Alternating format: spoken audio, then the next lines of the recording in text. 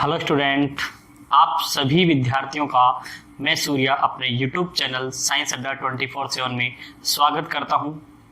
Student, आप सभी को पता है कि हम अपने इस चैनल पर साइंस और मैथ के लगातार वीडियो डालते रहते हैं जो बिल्कुल जीरो लेवल से होती है।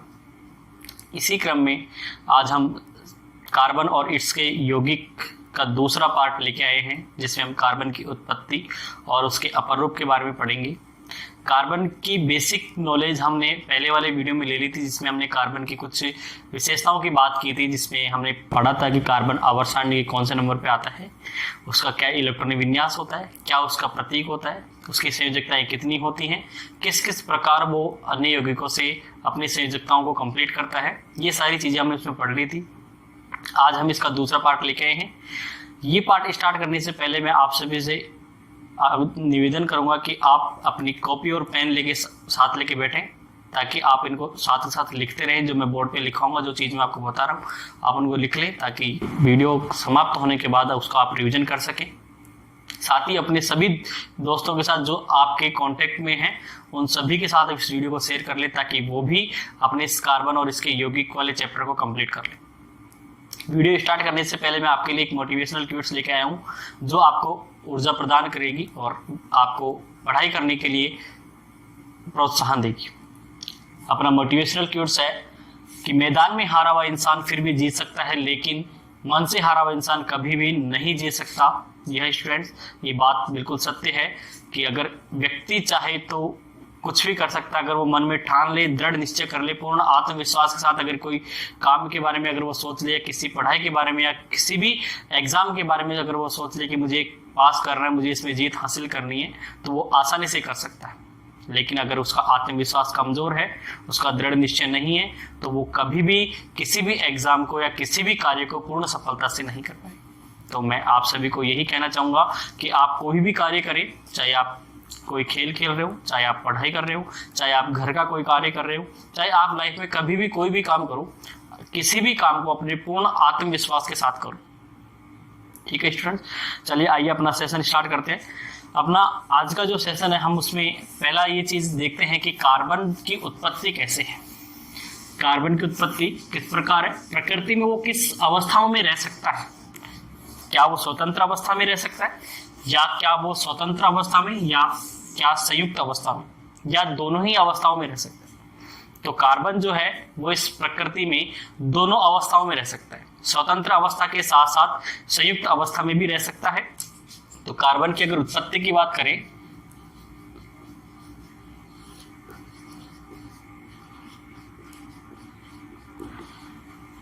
कार्बन की उत्पत्ति कि कार्बन स्वतंत्र अवस्था के साथ साथ स्वतंत्र अवस्था के साथ साथ संयुक्त अवस्था में भी रह सकता है। कार्बन स्वतंत्र अवस्था के साथ साथ संयुक्त अवस्था में भी रह सकता है। स्वतंत्र अवस्था में यह हीरा, ग्रेफाइट, फुलरेन आदि रूपों में रहता है, और संयुक्त अवस्था में ये कार्बन जो है वो अन्य तत्वों के साथ मिलकर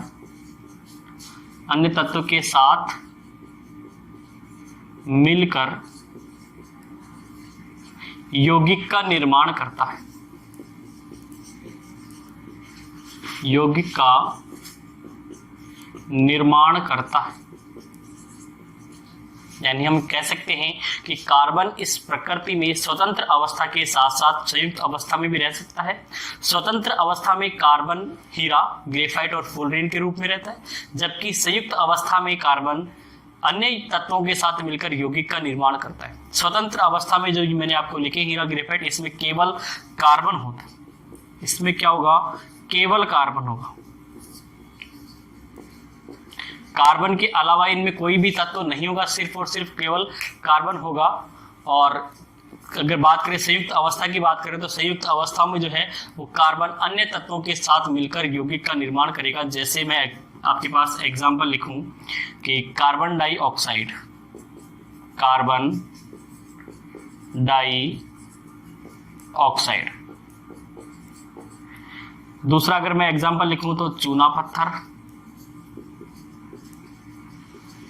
संगमरमर, कार्बोहाइड्रेट्स,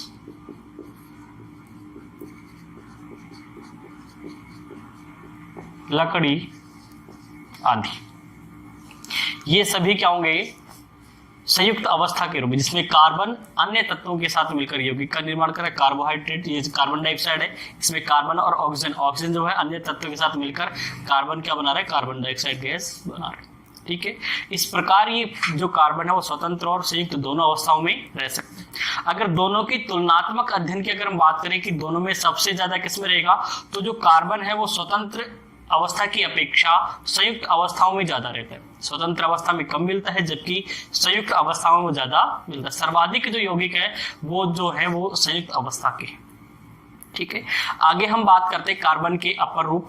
और कार्बन के अपर रूप से पढ़ने से पहले हम अपर रूप शब्द का मतलब समझेंगे कि अपर रूप किसे कहते हैं। अपर रूप शब्द का मतलब समझने के बाद आपको पूरी चीज क्लियर हो जाएगी, और जो हम आगे टॉपिक पढ़ेंगे, हीरा, ग्रेफाइट और फुलरीन जो टॉपिक पढ़ेंगे वो भी आपको आसानी से समझ में आएंगे। मैं टॉपिक लिखता हूं, कार्बन के अपर रूप।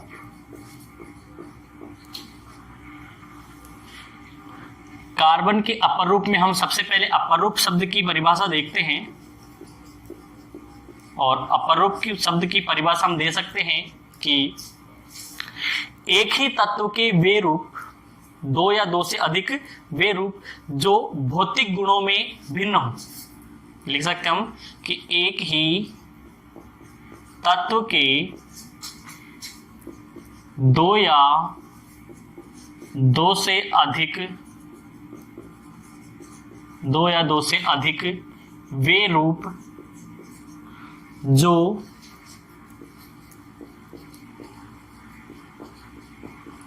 भौतिक गुणों में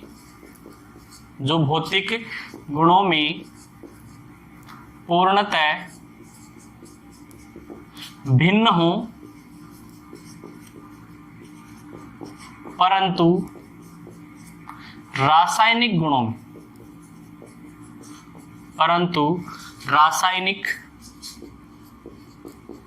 गुणों में समान हो। तो ऐसे जो रूप होंगे वो रूप एक दूसरे के क्या कहलाएंगे? अपर रूप कहलाएंगे। यहाँ पे हम कार्बन की बात कर रहे हैं तो यहाँ पे हम इसको क्या लिखेंगे? कार्बन के अपर रूप। यानी कि जो अपर रूप हम पढ़ेंगे उसमें सिर्फ और सिर्फ क्या होगा? कार्बन होगा। वो केवल और मात्र केवल कार्बन से ही बने होंगे। तो एग्जाम्पल जैसे मैंने आपको लिखा कि अगर हम कार्बन के अपर रूप की बात करें तो कार्बन के अपर रूप 3 हैं, हीरा, ग्रेफाइट, फुलरीन। इन 3 से मैं आपको एग्जांपल दूं। हीरा और ग्रेफाइट के तुलनात्मक अध्ययन से मैं आपको ये समझाता हूं कि अपर रूप की परिभाषा कैसे होगी।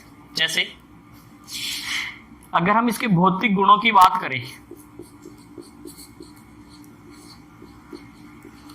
अगर इसके भौतिक गुणों की बात की जाए तो हीरा अत्यधिक कठोर होता है, अत्यधिक कठोर होता है, जबकि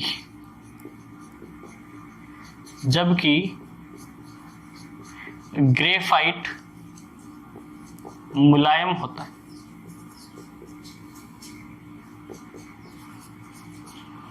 भौतिक गुण हमने देखा कि हीरा तो है अत्यधिक कठोर, आपने सुना होगा हीरा कठोर होता है, आपने देखा भी होगा कि हीरा क्या होगा? अत्यधिक कठोर होता है। जबकि ग्रेफाइट क्या होता है? मुलायम होता है। ये तो होगी इसकी भौतिक गुणों की बात। ग्रेफाइट आपने सबने देख रखा है, आपके पेंसिल की जो नोक होती है, पेंसिल में जो काले कलर की जो रोड लगी होती है ना, वही क्या कहलाती है? ग्रेफाइट होती है। तो वो सब क्या होगी? मुलायम। आप उसको छूने पर देखो आपको मुलायम नजर आएगी। ऐसा अगर हम दूसरे इसके रासायनिक गुण की बात करें,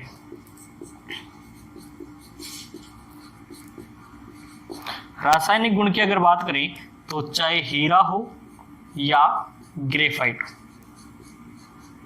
ये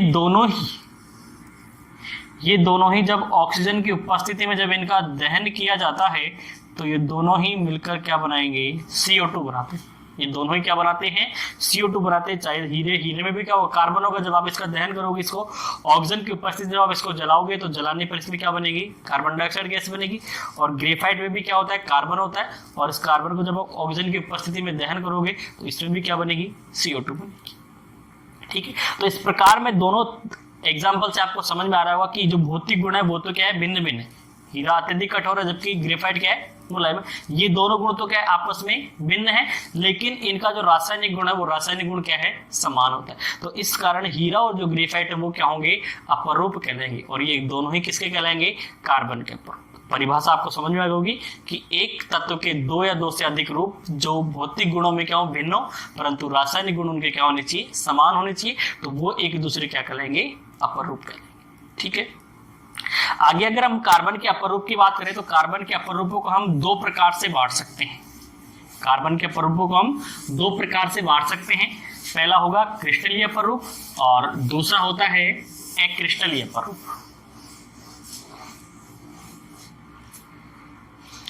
कार्बन के अपरूपों को मैं दो प्रकार से बांट सकता हूं। एक तो होगा क्रिस्टलीय अपरूप और दूसरा है अक्रिस्टलीय अपरूप। दो प्रकार से हम इसको बांट सकते हैं, क्रिस्टलीय अपरूप और अक्रिस्टलीय अपरूप। बात करें क्रिस्टलीय अपरूप की,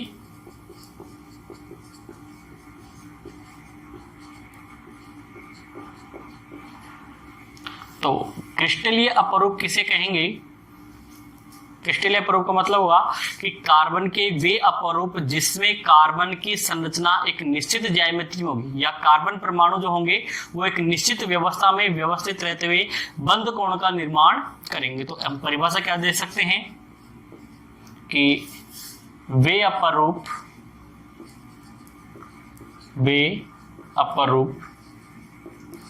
जिसमें कार्बन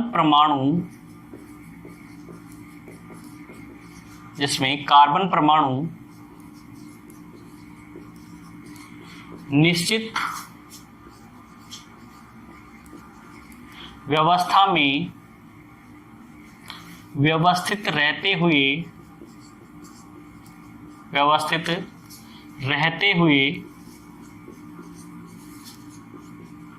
निश्चित ज्यामिति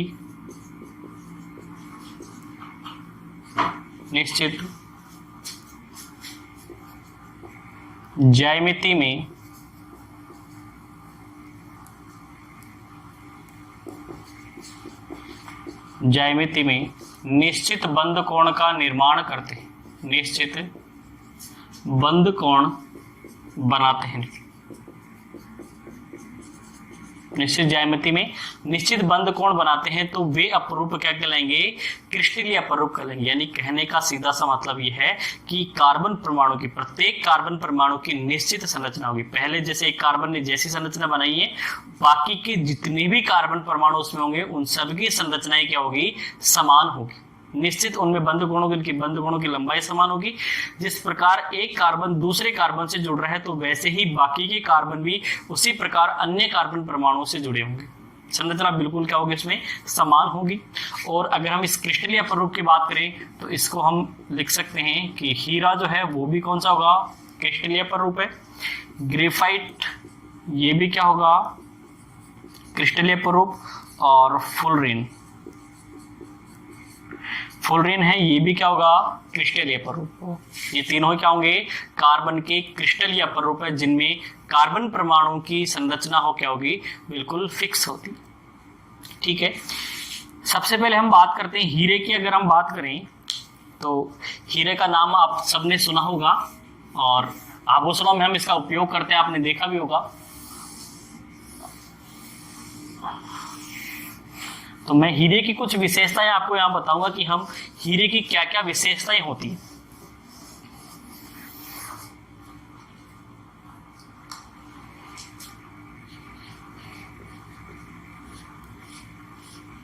हीरा की अगर बात करें तो हीरा एक चमकीला पारदर्शी पदार्थ होता है। कार्बन का एक क्या है, ये शुद्ध अपरूप है। हम लिख सकते हैं कि यह कार्बन का शुद्ध अपर रूप है, अपर रूप है। यह चमकीला पारदर्शी होता है, चमकीला पारदर्शी होता है। आगे हम लिख सकते हैं इसकी संरचना में, इसकी संरचना में प्रत्येक कार्बन परमाणु, प्रत्येक कार्बन परमाणु अन्य कार्बन परमाणु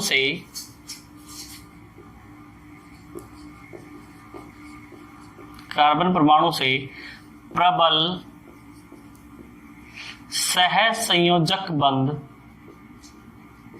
प्रबल सहसंयोजक बंध द्वारा जुड़ा रहता है, जुड़ा रहता है, जिस कारण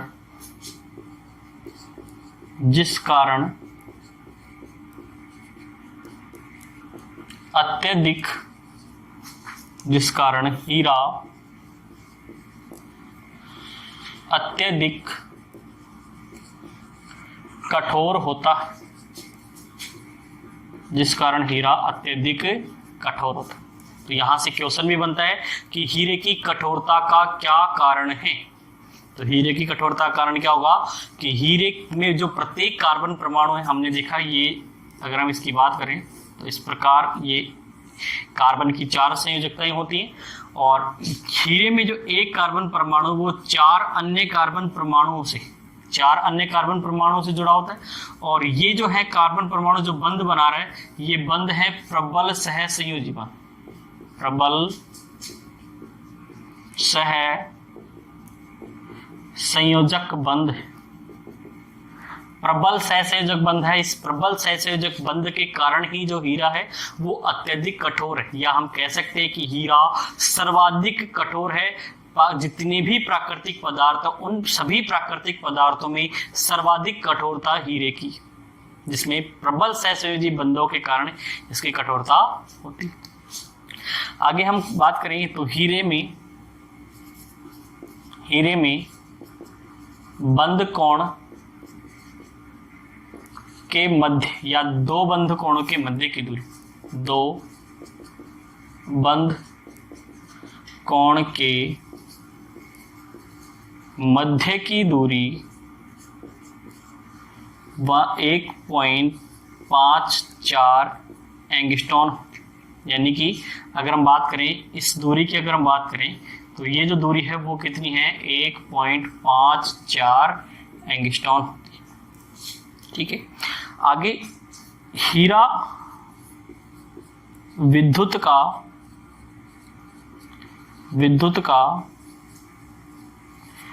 कुचालक होता है, हीरा विद्युत का कुचालक होता है, विद्युत का कुचालक। अब यहां से क्वेश्चन ये बनता है कि हीरा विद्युत का कुचालक क्यों होता है। तो उसका रीजन आपको क्या देना है कि हीरे में प्रत्येक कार्बन परमाणु अन्य 4 कार्बन परमाणुओं से जुड़ा रहता है, जिस कारण हीरे की संरचना में कोई भी मुक्त इलेक्ट्रॉन नहीं पाया जाता, और इस मुक्त इलेक्ट्रॉन की अनुपस्थिति के कारण ही हीरा विद्युत का कुचालक होता है। बात समझ में आ गई। हीरे में कोई मुक्त इलेक्ट्रॉन नहीं पाया जा रहा कि प्रत्येक कार्बन है वो अन्य 4 कार्बन परमाणुओं से जुड़ा हुआ है, इसमें कोई भी मुक्त इलेक्ट्रॉन नहीं पाया जाता, और इस मुक्त इलेक्ट्रॉन की अनुपस्थिति के कारण ही हीरा विद्युत का कुचालक होता है। ठीक है। आगे अगर हम बात करें तो हीरा या हीरे का गलनांक, हीरे का गलनांक उच्च होता है, हीरे का गलनांक उच्च होता है। लगभग यह है लगभग 3843 केल्विन होता है। हीरे का जो गलनांक है वो लगभग 3843 केल्विन होता है। तो हीरे का जो गलनांक ये उच्च क्यों होता है? क्योंकि इसके जो प्रबल सहसंयोजी जो बंध जुड़ा हुआ है, प्रत्येक कार्बन जो है अन्य कार्बन परमाणु से प्रबल सहसंयोजी बंध के द्वारा जुड़ा हुआ है। तो इस प्रबल सहसंयोजी बंध को तोड़ने के लिए अत्यधिक ऊर्जा की आवश्यकता होती, बहुत ज्यादा तापमान की क्या होगी, आवश्यकता होगी, जिस कारण इसका जो गलनांक होता है वो क्या होगा, उच्च होगा। तो इसका रीजन भी क्या है, इसकी अत्यधिक कठोरता, और या हम कह सकते हैं कि प्रत्येक कार्बन परमाणु के मध्य प्रबल सहसंयोजी बंध पाया जाता है, जिसको तोड़ने के लिए अत्यधिक ऊष्मा की या अत्यधिक ताप की आवश्यकता होती है। इस कारण हीरे का गलनांक उच्च होता है। ठीक है, आगे हीरे की कठोरता के कारण, हीरे की दृढ़ संरचना के कारण, देख सकते दृढ़ संरचना के कारण ही इसका घनत्व भी उच्च होता है। इसका घनत्व भी उच्च होता है। इसकी दृढ़ संरचना के कारण ही क्या होगा, इसका जो घनत्व वो भी क्या होगा, उच्च होगा। और हीरे की अगर संरचना की बात करें तो इसकी संरचना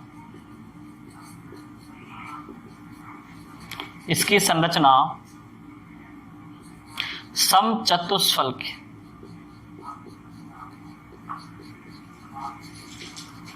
समचतुष्फलकीय हीरे की जो संरचना है वो क्या होगी, समचतुष्फलकीय होती है।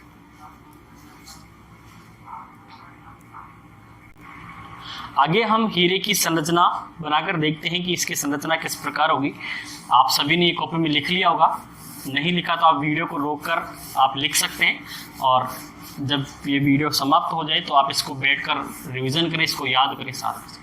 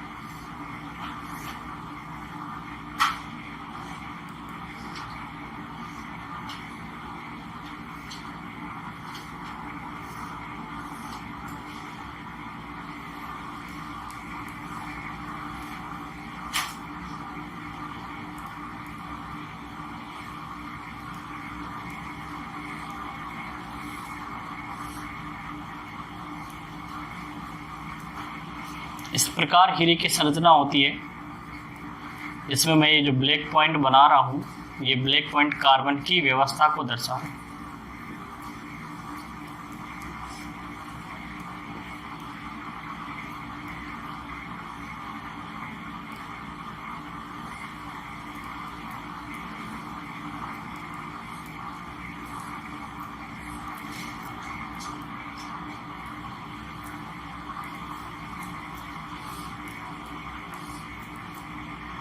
इस प्रकार क्या होगी हीरे की संरचना होगी।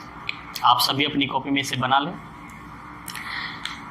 हमने हीरे की विशेषता और संरचना दोनों की बात कर ली। अब हम हीरे के उपयोग की बात करते हैं कि हीरे का कहाँ हीरे का उपयोग होता है। तो सबसे पहले हम बात करें तो हीरे की जो कठोरता जो इसका कारण है, इस कठोरता के कारण ही इसका उपयोग हम जो पत्थर, चट्टान और कांच को काटने वाली जो मशीनें होती हैं, उन मशीनों में हम इसका उपयोग करते हैं। इसका उपयोग लिख सकते हैं।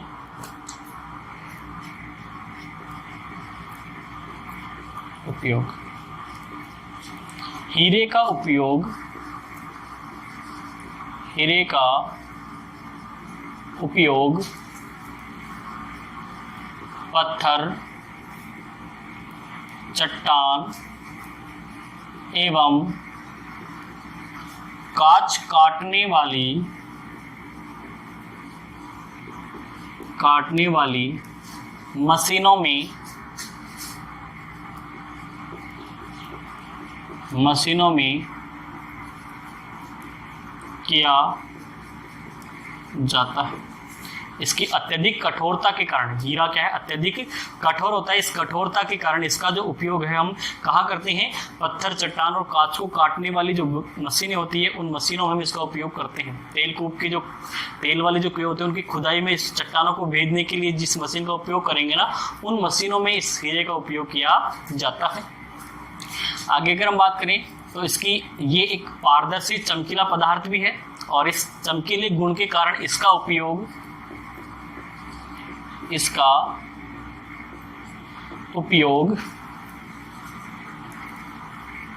आभूषणों में किया जाता है।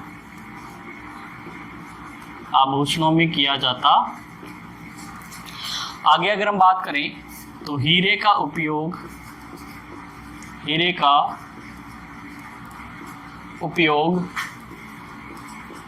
नेत्र के मोतियाबिंद रोग के उपचार में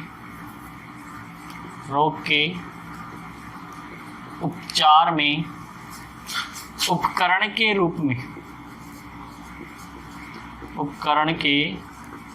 रूप में किया जाता है।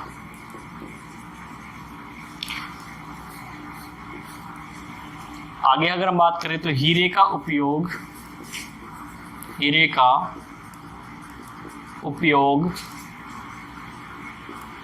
फोनोग्राम की सुई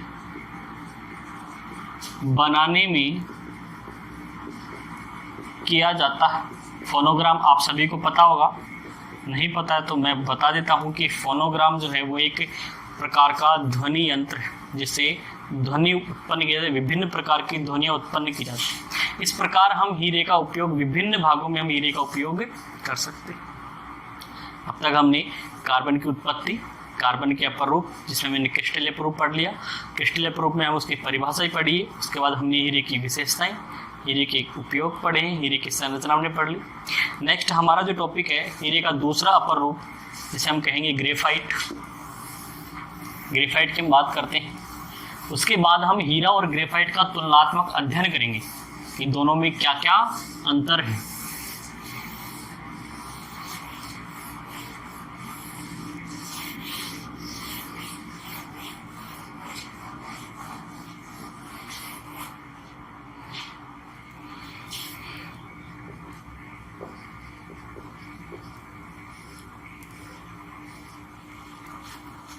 ग्रेफाइट की बात करें तो ग्रेफाइट हीरे की तुलना में हल्का होता है। ग्रेफाइट अत्यधिक कठोर है जबकि मुलायम क्या हो, ये जो ग्रेफाइट है वो क्या होगा, मुलायम होगा। तो ये क्या करेंगे, हम इसको लिख सकते हैं कि ग्रेफाइट हीरे ये है काले धूसर रंग का एक अपारदर्शी पदार्थ है।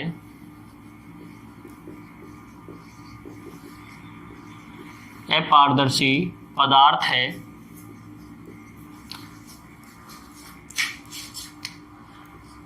आगे अगर हम बात करें तो यह है कोमल या मुलायम होता, छूने पर हाथ से छूने पर चिकना महसूस होता है। आप सभी ने, मैंने आपको बताया कि जो ग्रेफाइट होता है वो देख रखा है, और पेंसिल का जो इसमें जो काले रंग की जो क्रोड लगी हुई है वही क्या है, ग्रेफाइट। आपने उसको हाथ से छू के देखो तो आपको चिकना महसूस होगी, जिसको हम कह सकते हैं कोमल या मुलायम उसको कह सकते हैं। हीरे की संरचना में ग्रेफाइट की जो संरचना है,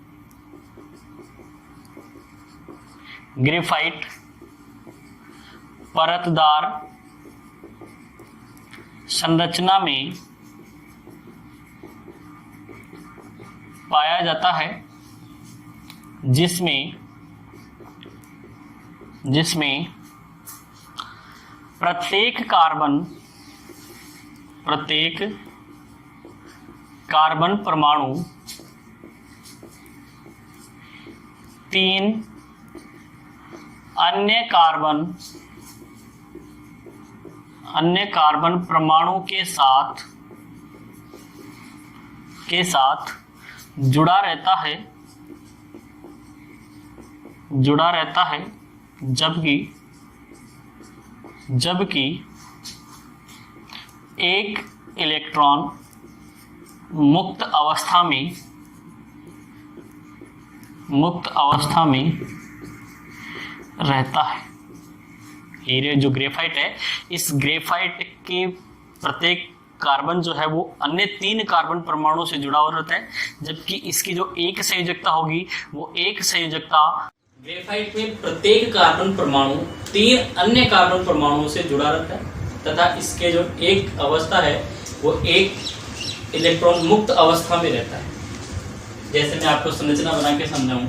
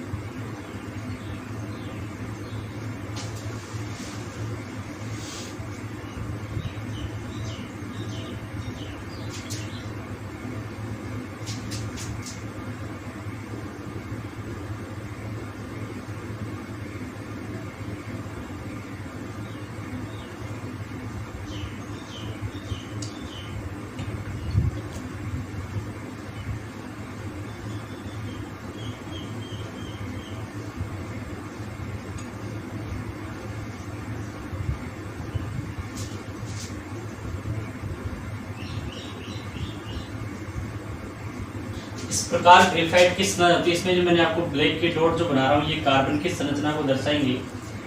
इसमें यहाँ पे कार्बन व्यवस्थित हैं। इसमें प्रत्येक कार्बन जो है वो अन्य 3 कार्बन परमाणुओं से जुड़ा रहता है, जबकि एक जो कार्बन है वो एक कार्बन मुक्त अवस्था में, या कह सकते हैं कि इसकी जो एक संयोजकता है, प्रत्येक कार्बन की जो एक संयोजकता है वो मुक्त अवस्था में रहती है। जैसे अगर मैं ये कार्बन लूँ तो इसका एक कार्बन ये इससे जुड़ा हुआ है, दूसरा ये इससे जुड़ा हुआ है और तीसरा ये इससे जुड़ा, जबकि इसकी जो चौथा जो मुक्त इलेक्ट्रॉन है, चौथा जो इलेक्ट्रॉन, चौथी जो संयोजकता है वो क्या है, स्वतंत्र अवस्था में। इसकी संरचना हमें कह सकते हैं कि इसकी जो संरचना है, संरचना चपटी षटकोणीय होती है, चपटी षटकोणीय होती है, जिसमें प्रत्येक कार्बन प्रबल सहसंयोजक बंध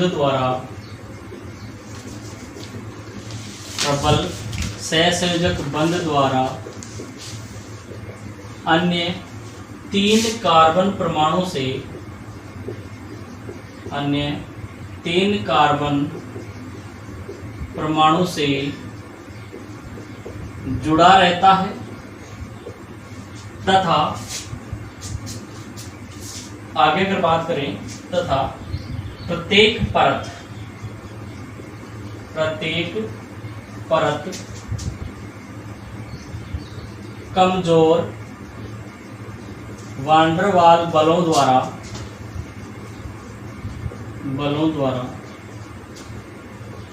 जुड़ी रहती, अर्थात इसमें ग्रेफाइट की जो संरचना है, इसमें कार्बन परमाणु जो है वो कार्बन परमाणु के मध्य तो प्रबल सहसंयोजक बंध ही पाए जाते हैं, लेकिन इस ग्रेफाइट में जो परतदार संरचना है, जो दो परतें आपस में जो है वो कमजोर वान डेर वाल बलों द्वारा जुड़ी रहती है, जिसके कारण ये आपस एक से और दूर दूर होती तथा दूर दूर होती, जिसके कारण ये आसानी से एक दूसरे के फिसल सकते। इस कारण ही ग्रेफाइट जो कोमल या मुलायम, या हम इस कह सकते हैं चिकना, इसके कारण इसका उपयोग हम शुष्क स्नेह के रूप में भी कर सकते हैं। ये संरचना आप बना लें, इसमें प्रत्येक कार्बन अन्य 3 कार्बन परमाणु जुड़ा हुआ है, एक जो संयोजकता मुक्त इलेक्ट्रॉन है, इसमें प्रत्येक कार्बन के मध्य प्रबल सहसंयोजक बंध पाया जाता है, प्रत्येक कार्बन जो है अन्य 3 कार्बन परमाणु से प्रबल सहसंयोजक बंध द्वारा जुड़ा रहेगा, जबकि जो परतें हैं वो परतें आपस में कमजोर वान डेर वाल बलों द्वारा जुड़ी रहती है, जो आसानी से टूट जाती है, जिससे के कारण वो एक दूसरे से फिसल सकते हैं। ठीक है, आगे अगर हम इसकी बात करें, इसका जो उपयोग है शुष्क स्नेहक में करते हैं। ग्रेफाइट के अगर उपयोग की बात करें तो उपयोग जो है इसकी कोमलता के कारण इसको हम शुष्क स्नेहक के रूप में हम इसका उपयोग करते हैं। एक चीज और बता दो आपको मैं, इसकी विशेषता में ही है कि ग्रेफाइट जो है वो विद्युत का सुचालक होता है। ग्रेफाइट जो है वो विद्युत का सुचालक होता है। विद्युत का सुचालक क्यों होगा? क्योंकि अभी हमने पढ़ा है कि ग्रेफाइट में जो है कार्बन है वो 3 अन्य कार्बन परमाणुओं से प्रबल सहसंयोजक बंध द्वारा जुड़ा रहता है, जबकि एक जो कार्बन या जो संयोजकता है वो क्या होती है, मुक्त होती है, या इसमें एक जो इलेक्ट्रॉन है वो मुक्त अवस्था में रहता है, और इस मुक्त अवस्था में रहने के कारण ही जो ग्रेफाइट है वो क्या होगा, विद्युत का सुचालक।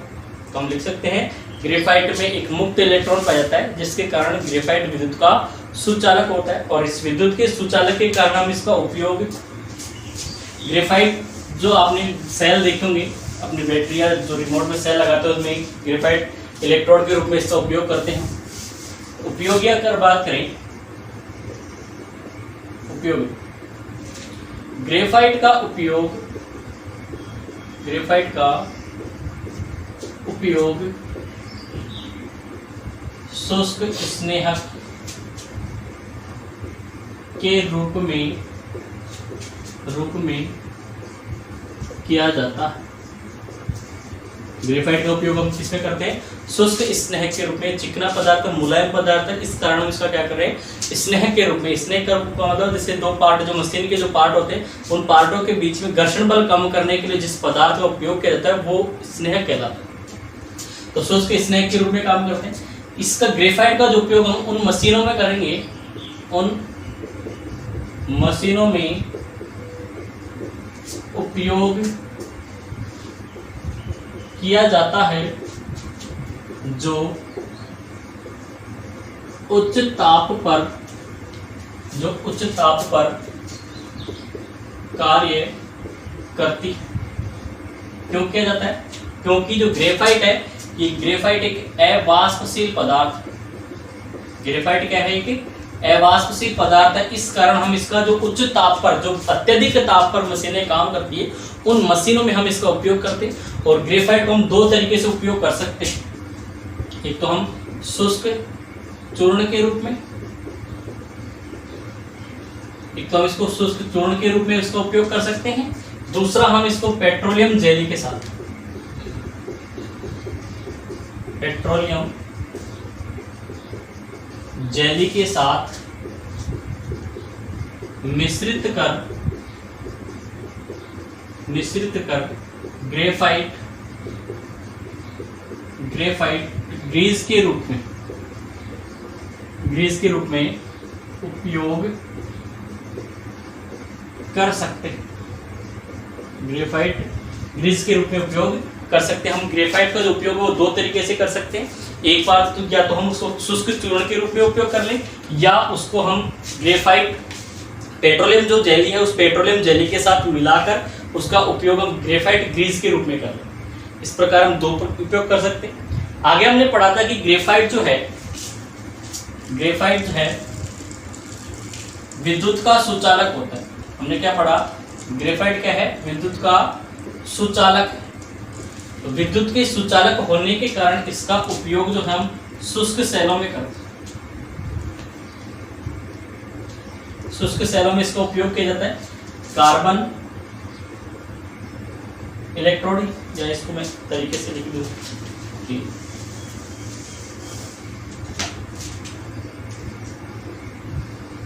ग्रेफाइट विद्युत का सुचालक होता है, इस कारण इसका उपयोग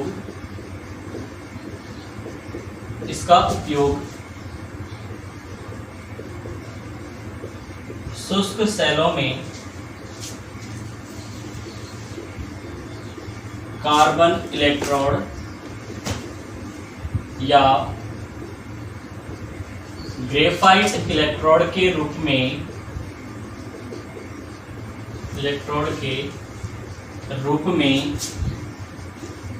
किया जाता है। तो अगर आपसे क्वेश्चन पूछे कि ग्रेफाइट का उपयोग इलेक्ट्रोड, कार्बन इलेक्ट्रोड या ग्रेफाइट इलेक्ट्रोड ग्रुप में क्यों करते हैं, तो क्यों करेंगे, क्योंकि इसकी जो है विद्युत का सुचालक होता है, इसमें विद्युत धारा प्रवाहित हो सकती है।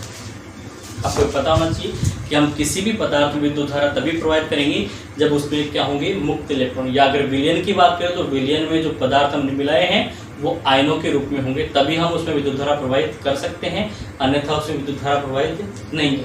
तो यहाँ पे ग्रेफाइट जो है, ग्रेफाइट में मुक्त इलेक्ट्रॉन पाए जाते हैं। उस मुक्त इलेक्ट्रॉन के पाए जाने के कारण ये विद्युत का सुचालक होता है, और इसी का कारण हम इसका जो उपयोग है वो कार्बन इलेक्ट्रोड या ग्रेफाइट इलेक्ट्रोड के रूप में करते हैं।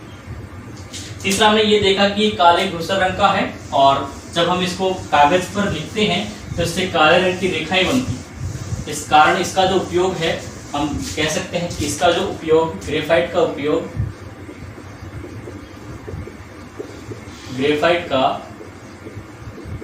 उपयोग पेंसिल के रूप में किया जाता है। काले धूसर रंग का है, कागज पर जब हम इसको लिखेंगे तो काले रंग की रेखाएं बनाता है, आरास जो चमकीली होती है, आसानी से दिखने वाली होती है, इस कारण हम इसका उपयोग पेंसिल के रूप में भी करते हैं। ठीक है, इस प्रकार हमने हीरा और ग्रेफाइट दोनों की बात कर ली।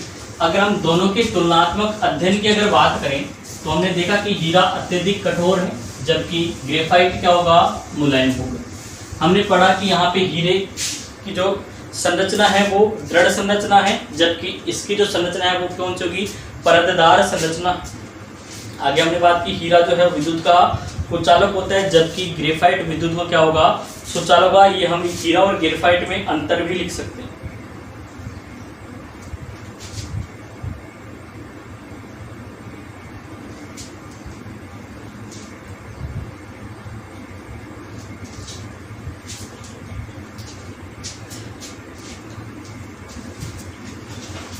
ठीक है, ये हमने इसके तुलनात्मक अध्ययन की बात कर ली।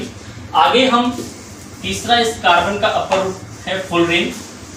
फुलरीन की हम बात कर लेते हैं।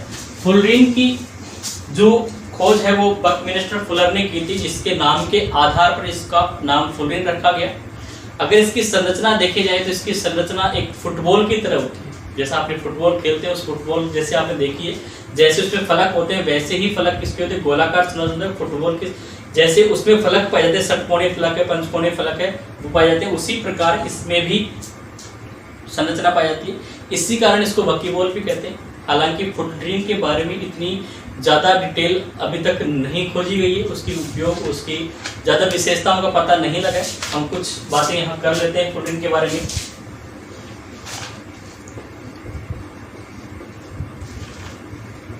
फुलरीन की खोज जो है वो बकमिंस्टर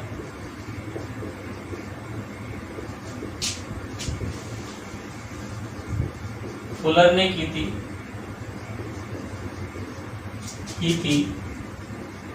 जिसके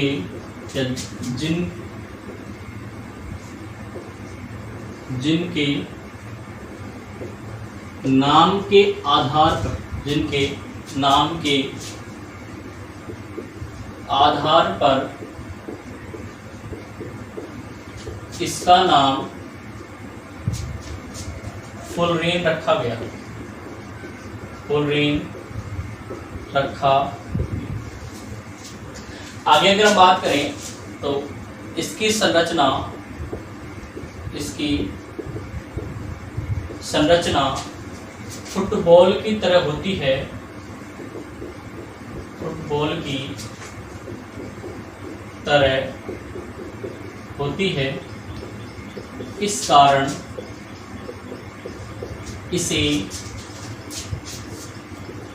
इसे बकीबॉल भी कहते हैं, इस कारण इसे बकीबॉल भी कहते हैं।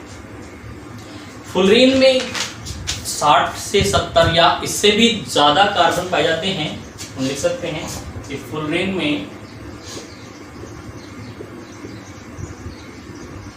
60, 70 या इससे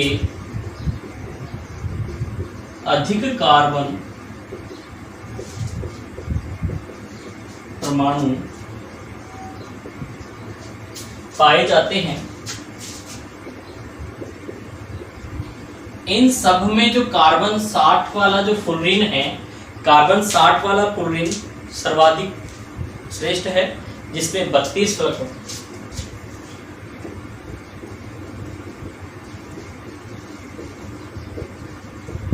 सर्वाधिक श्रेष्ठ है, जिसमें 32 फलक पाए जाते हैं। सर्वाधिक श्रेष्ठ है जिसमें 32 फलक पाए जाते हैं, जिसमें 20 फलक षटकोणीय होते हैं, जबकि 12 फलक पंचकोणीय होते हैं। इसमें 20 फलक षटकोणीय, जबकि 12 फलक पंचकोणीय।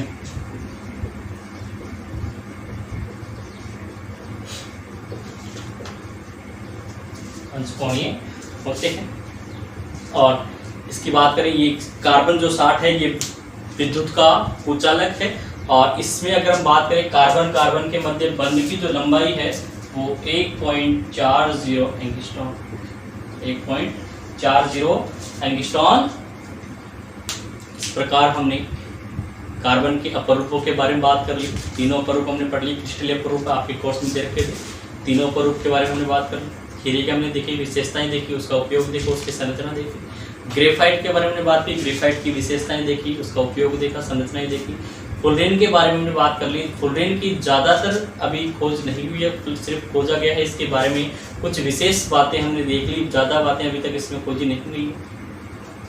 ये वीडियो उम्मीद है आप सभी को पसंद आया होगा, आप सभी को समझ में भी आया होगा, और आप सभी साथ के साथ नोट्स बना रहे होंगे, लिख रहे होंगे।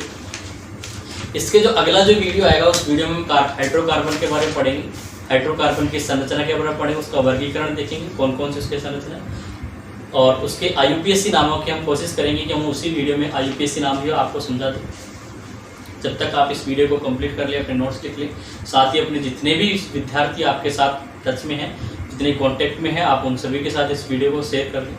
वीडियो को लाइक ज़रूर करें, आपके लाइक करने से हमें मोटिवेशन मिलता है, ताकि हम आगे से आगे नए वीडियो लेकर आते रहें, आपके कोर्स को जल्दी से जल्दी कंप्लीट करें।